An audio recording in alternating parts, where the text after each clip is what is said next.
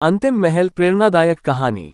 एक राजा बहुत ही महत्वाकांक्षी था और उसे महल बनाने की बड़ी महत्वाकांक्षा रहती थी। उसने अनेक महलों का निर्माण करवाया। रानी उनकी इस इच्छा से बड़ी व्यथित रहती थी कि पता नहीं क्या करेंगे इतने महल बनवाकर।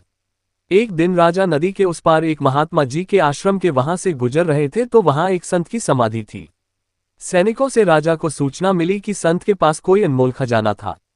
उसकी सूचना उन्होंने किसी को न दी, पर अंतिम समय में उसकी जानकारी एक पत्थर पर खुदवाकर अपने साथ जमीन में गड़वा दिया और कहा कि जिसे भी वो खजाना चाहिए उसे अपने स्वयं के हाथों से अकेले ही इस समाधि से 84 हाथ नीचे सूचना पड़ी है निकाल ले और अनमोल सूचना प्राप्त कर लेंगे। और ध्यान रखे उसे बिना कुछ खाए पिए खोदना है और बिना किसी की सहायता के खोदना है, अन्यथा सारी मेहनत व्यर्थ चली जाएगी।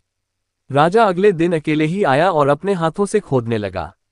बड़ी मेहनत के बाद उसे वो शिलालेख मिला और उन शब्दों को जब राजा ने पढ़ा तो उसके होश उड़ गए और सारी अकल ठिकाने आ गई।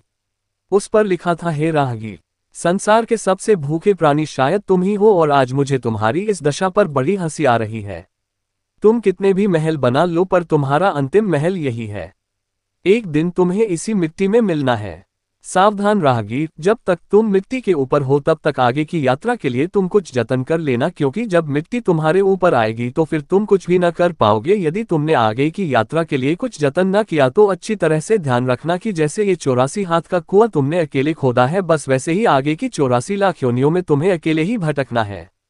हे राहगीर, ये कभी न भूलना कि मुझे भी एक दिन इसी मिट्टी में मिलना है, बस तरीका अलग अलग है। फिर राजा जैसे तैसे करके उस कुएं से बाहर आया और अपने राजमहल गया, पर उस शिलालेख के उन शब्दों ने उसे झकझोर के रख दिया और सारे महल जनता को दे दिए और अंतिम घर की तैयारियों में जुट गया। शिक्षा। हमें एक बात हमेशा याद रखना चाहिए कि इस मिट्टी ने जब रावण जैसे सत्ताधारियों को नहीं बख्शा तो फिर साधारण मानव क्या चीज है। इसलिए ये हमेशा याद रखना चाहिए कि मुझे भी एक दिन इसी मिट्टी में मिलना है, क्योंकि ये मिट्टी किसी को नहीं छोड़ने वाली है।